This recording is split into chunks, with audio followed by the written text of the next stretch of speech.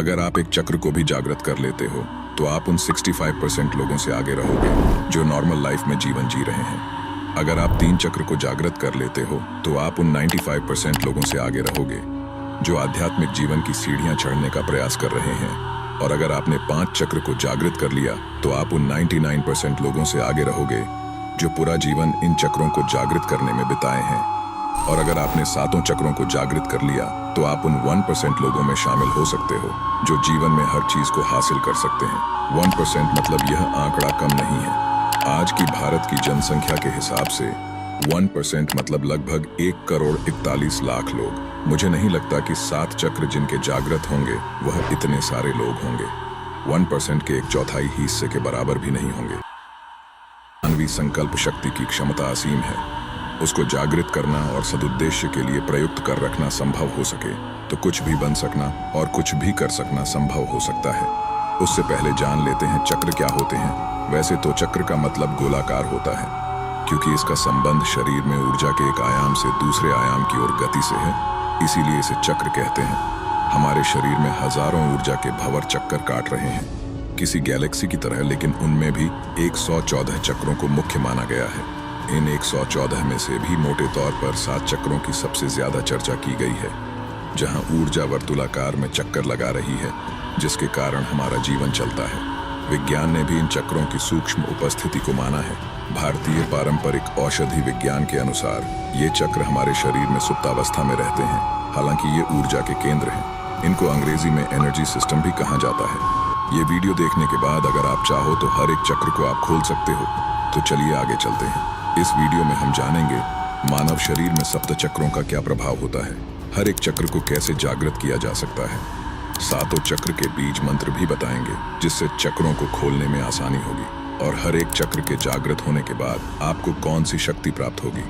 7 चक्रों को जागृत करते समय क्या क्या सावधानियां रखनी चाहिए, इन सब की जानकारी हम आपको इस वीडियो में देंगे। यह मानव शरीर अनंत रहस्यों से भरा हुआ है जिसका हमारे वेदों में वर्णन मिलता है। आप इस दुनिया की हर चीज को हासिल कर सकते हो।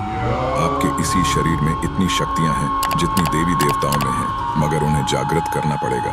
वह सारी शक्तियां अभी सुसुप्ति अवस्था में आपके शरीर में हैं, तो उन्हीं शक्तियों को आज हम जागृत करेंगे, मतलब शक्तियों को जागृत करने का ज्ञान देंगे। आगे आपके ऊपर है कि आप इस ज्ञान का कितना हिस्सा अपने आचरण में ला सकते हो। हमारा सबसे पहला चक्र है मूलाधार चक्र, जिसे रूट चक्र भी कहा जाता है। शरीर के 7 मुख्य चक्रों में से यह पहला चक्र है। इसका संबंध सुरक्षा, स्थिरता और भौतिक आवश्यकताओं से होता है। यह 4 पंखुड़ियों वाला आधार चक्र है। मूलाधार चक्र का बीज मंत्र है लम। मूलाधार चक्र जगाने की विधि। मनुष्य जब तक पशुवत है तब तक वह इस चक्र में जी रहा है, इसीलिए भोग निद्रा पर संयम रखते हुए मूलाधार चक्र के स्थान पर ध्यान केंद्रित करें। ऐसा करने से मूलाधार चक्र जागृत होने लगता है। इसको जागृत करने का दूसरा नियम है यम और नियम का पालन करते हुए साक्षी भाव में रहना। अब जानते हैं इस चक्र का आपके शरीर पर क्या प्रभाव देखने को मिलेगा। इस चक्र के जागृत होने पर व्यक्ति के भीतर वीरता, निर्भीकता और आनंद का भाव जागृत हो जाता है। व्यक्ति की शारीरिक इच्छाएं नियंत्रित हो जाती हैं और वह ब्रह्मचर्य का पालन कर सकता है। अध्यात्म में स्थिरता ब्रह्मचर्य से व्यक्ति की आध्यात्मिक ऊर्जा का संरक्षण होता है, जिससे वह ध्यान और साधना में अधिक गहराई तक जा सकता है। मूलाधार चक्र के विषय में ध्यान में रखने योग्य बात, मूलाधार चक्र का जागरण धीरे धीरे होता है और इसके लिए धैर्य और निरंतर अभ्यास की आवश्यकता होती है।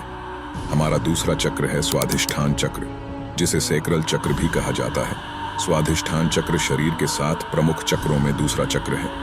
यह चक्र मनुष्य के भीतर आत्मा के व्यक्तिगत निवास स्थान को दर्शाता है और जीवन ऊर्जा के प्रवाह का मुख्य स्रोत माना जाता है। यह वह चक्र है जो लिंग मूल से 4 अंगुल ऊपर और नाभि के नीचे स्थित है, जिसकी 6 पंखुड़ियां हैं और इसका रंग नारंगी यानी ऑरेंज है। स्वाधिष्ठान चक्र व्यक्ति को आत्मचेतना की ओर प्रेरित करता है। इस चक्र के जागरण से व्यक्ति अपने अंदर छिपी आत्मीय और आध्यात्मिक संभावनाओं को पहचानने लगता है। आपको मैं एक बार में ही बताना चाहूंगा, आध्यात्मिक जीवन में ऊपर उठने के लिए ध्यान, प्राणायाम या कोई भी आसन करते हो तो आपको अपने रीढ़ की हड्डी सीधी रखनी है, आंखें बंद करें और स्वाधिष्ठान चक्र का ध्यान करें, जो नाभि के ठीक 2 इंच नीचे जननांगों के पास स्थित है। एक चमकता हुआ नारंगी ऑरेंज रंग का प्रकाश इस चक्र में देखने का प्रयास करें। अगर आपके जीवन में मनोरंजन या फिल्म देखने की आदत है तो आपको थोड़ी कठिनाइयां आ सकती हैं, क्योंकि नाटक और फिल्में सच्ची नहीं होती, लेकिन उससे जुड़कर व्यक्ति की चेतना को बेहोशी की हालत में धकेलती है।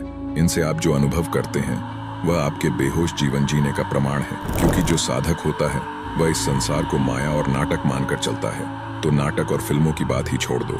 स्वादिष्ठान चक्र का आपके शरीर पर क्या प्रभाव देखने को मिलेगा? इसके जागृत होने पर क्रूरता, गर्व, आलस्य, प्रमाद, अवज्ञा, अविश्वास आदि दुर्गुणों का नाश होता है। सिद्धियां प्राप्त करने के लिए जरूरी है कि आपके जीवन से ऊपर वाले सारे दुर्गुण समाप्त हों, तभी सिद्धियां आपका द्वार खटखटाएंगी। तीसरा चक्र है मणिपुर चक्र, जिसे सोलर प्लेक्सिस चक्र या नाभि चक्र भी कहा जाता है। यह चक्र नाभि के पीछे स्थित होता है। मणिपुर शब्द का अर्थ है रत्नों का शहर या मणियों की आभा, जो यह दर्शाता है कि यह चक्र व्यक्ति के अंदर छिपी हुई शक्तियों और संभावनाओं का प्रतिनिधित्व करता है। इसका तत्व अग्नि है, जो प्रकाश, गर्मी और परिवर्तन का प्रतीक है। यह 10 कमल की पंखुड़ियों से युक्त है। मणिपुर चक्र का बीज मंत्र है रम। मणिपुर चक्र को कैसे जागृत करें? मणिपुर चक्र पर ध्यान केंद्रित करके इसकी ऊर्जा को जागृत किया जा सकता है। ध्यान के दौरान नाभि क्षेत्र पर ध्यान केंद्रित करें और वहां गर्मी या ऊर्जा का अनुभव करने का प्रयास करें। और ध्यान के दौरान आप राम मंत्र का उच्चारण कर सकते हैं, जो इस चक्र का बीज मंत्र है। इस चक्र का आपके शरीर पर क्या प्रभाव होगा? इसके सक्रिय होने से तृष्णा, ईर्ष्या, चुगली, लज्जा, भय, घृणा, मोह आदि कषाय कल्मश दूर हो जाते हैं।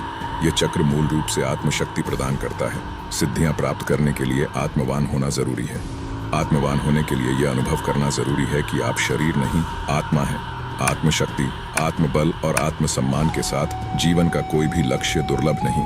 हमारा चौथा चक्र है अनाहत चक्र। अनाहत चक्र हृदय के क्षेत्र में स्थित होता है, यानी छाती के बीच में, स्तन के ठीक बीच में। इसे हृदय चक्र भी कहा जाता है, क्योंकि यह प्रेम, दया और आत्म साक्षात्कार का केंद्र माना जाता है। इसका प्रतीक 12 पंखुड़ियों वाला हरा कमल है। प्रत्येक पंखुड़ी मानव भावनाओं का प्रतीक होती है। इसके भीतर 2 त्रिकोण होते हैं, एक ऊपर की ओर और एक नीचे की ओर, जो पृथ्वी और आकाश के मिलन का प्रतीक है। अनाहत चक्र का बीज मंत्र है यम। अनाहत चक्र कैसे जागृत करें? हृदय पर संयम करने और ध्यान लगाने से यह चक्र जागृत होने लगता है। खासकर रात्रि को सोने से पूर्व इस चक्र पर ध्यान लगाने से यह अभ्यास से जागृत होने लगता है और सुषुम्ना नाड़ी इस चक्र को भेद कर ऊपर गमन करने लगती है। अनाहत चक्र का बीज मंत्र यम है। इसे ध्यान के दौरान अभ्यास में लाया जा सकता है। इस चक्र का आपके शरीर पर क्या प्रभाव होगा? इसके सक्रिय होने पर छल, कपट, हिंसा, कुतर्क, चिंता, मोह, दंभ, अविवेक और अहंकार समाप्त हो जाते हैं। इस चक्र के जागृत होने से व्यक्ति के भीतर प्रेम और संवेदना का जागरण होता है। इसके जागृत होने पर व्यक्ति के अंदर ज्ञान स्वतः ही प्रकट होने लगता है। व्यक्ति अत्यंत आत्मविश्वासु, सुरक्षित, चारित्रिक रूप से जिम्मेदार एवं भावनात्मक रूप से संतुलित व्यक्तित्व वाला बन जाता है। ऐसा व्यक्ति अत्यंत हितैषी एवं बिना किसी स्वार्थ के मानवता प्रेमी एवं सर्वप्रिय बन जाता है। तो चलिए चलते हैं विशुद्ध चक्र की ओर। 5वां चक्र है विशुद्ध चक्र। विशुद्ध चक्र शरीर में गर्दन के आधार पर स्थित होता है, जिसे कंठ चक्र भी कहा जाता है। विशुद्ध चक्र का तत्व आकाश है, जो व्यापकता, शुद्धता और स्वतंत्रता का प्रतीक है। इसका रंग नीला है, जो शांति, सच्चाई और स्वच्छता का प्रतीक माना जाता है। विशुद्ध चक्र को 16 पंखुड़ियों वाला कमल कहा जाता है। विशुद्ध चक्र का बीज मंत्र हम है। विशुद्ध चक्र को जागृत करने के तरीके। विशुद्ध चक्र को जागृत करने की ध्यान विधि। ध्यान करते समय गले के क्षेत्र में आकाश तत्व पर ध्यान केंद्रित करें। इस दौरान नीले प्रकाश की कल्पना करें, जो गले के केंद्र में स्थित है और पूरे शरीर में शांति और संतुलन फैला रहा है। इस चक्र का आपके शरीर पर क्या प्रभाव होगा? विशुद्ध चक्र जागृत होने पर आपको 16 कलाओं और 16 विभूतियों का ज्ञान हो जाता है। विशुद्ध चक्र जागृत होने से मनुष्य अपनी भूख और प्यास को रोक सकता है, वहीं मौसम के प्रभाव को भी रोका जा सकता है। हमारा छठा चक्र है आज्ञा चक्र। आज्ञा चक्र हमारे माथे के बीच, भौहों के बीच स्थित होता है। इसे अंग्रेजी में थर्ड आई चक्र या ब्राउ चक्र भी कहा जाता है। यह चक्र हमारे दोनों भौहों के मध्य मस्तिष्क के गहरे भाग में स्थित होता है और इस चक्र का मुख्य संबंध हमारी अंतर्दृष्टि और बुद्धिमत्ता से है। इस चक्र का वर्णन शास्त्रों में हमारे आंतरिक ज्ञान के द्वार के रूप में किया गया है। यह वह स्थान है जहाँ से हम भौतिक और आध्यात्मिक दोनों दृष्टियों का अनुभव करते हैं। जिस व्यक्ति की ऊर्जा यहाँ ज्यादा सक्रिय है, वह संवेदनशील और तेज दिमाग का बन जाता है, लेकिन वह सब कुछ जानने के बावजूद मौन रहता है। इसे बौद्धिक सिद्धि कहते हैं। आज्ञा चक्र का बीज मंत्र है ओम। आज्ञा चक्र को कैसे जागृत करें? भ्रुकुटी के मध्य ध्यान लगाते हुए साक्षी भाव में रहने से यह चक्र जागृत होने लगता है। आज्ञा चक्र को जागृत करने के लिए ध्यान, प्राणायाम और बीज मंत्र का अभ्यास महत्वपूर्ण होता है। ध्यान कैसे करें? साक्षी भाव में रहें और आज्ञा चक्र का ध्यान करें। ध्यान करते समय अपनी दृष्टि को भौहों के बीच केंद्रित करें। इस ध्यान को त्राटक ध्यान भी कहा जाता है, जिसमें एक बिंदु पर दृष्टि को स्थिर करना होता है। नियमित रूप से इस ध्यान का अभ्यास करने से आज्ञा चक्र का जागरण होता है। बीज मंत्र। आज्ञा चक्र का बीज मंत्र ओम है। इस मंत्र का जप करते समय ध्यान केंद्रित करके गहरे श्वास प्रश्वास के साथ इसका उच्चारण करें। यह आपके भीतर की चेतना को जागृत करता है और आज्ञा चक्र की ऊर्जा को सक्रिय करता है। सहायक आसन, बालासन चाइल्ड्स पोज, शीर्षासन head stand, Paschimottanasana seated forward bend. इस चक्र का आपके शरीर पर क्या प्रभाव होगा? यहाँ अपार शक्तियाँ और सिद्धियाँ निवास करती हैं। इस आज्ञा चक्र को जागृत करने से आपको बहुत सारी शक्तियों का अनुभव होगा। आज्ञा चक्र जागृत होने से व्यक्ति सिद्ध पुरुष हो जाता है। उसको वाक सिद्धि प्राप्त हो जाती है। वह जो बोलेगा वह सत्य होगा। ये सारी शक्तियाँ उस व्यक्ति की नहीं है, उसने जो तप किया है उसका यह प्रभाव है।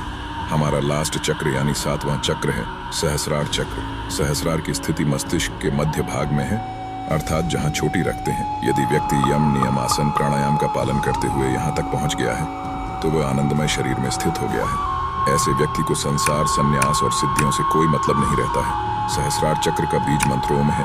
यहाँ पर समझने वाली बात, दोनों चक्रों का बीज मंत्र ओम है, लेकिन इनके प्रभाव अलग अलग हैं। जहाँ आज्ञा चक्र अंतर्ज्ञान और मानसिक स्पष्टता के लिए है, वही सहस्रार चक्र आत्मज्ञान और ब्रह्मांडीय चेतना से संबंध का केंद्र है। सहस्रार चक्र कैसे जागृत करें?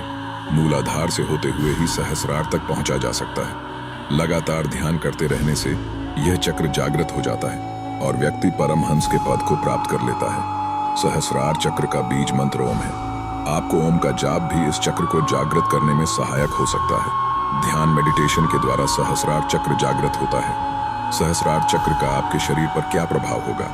शरीर संरचना में इस स्थान पर अनेक महत्वपूर्ण विद्युतीय और जैवीय विद्युत का संग्रह है। यही मोक्ष का द्वार है।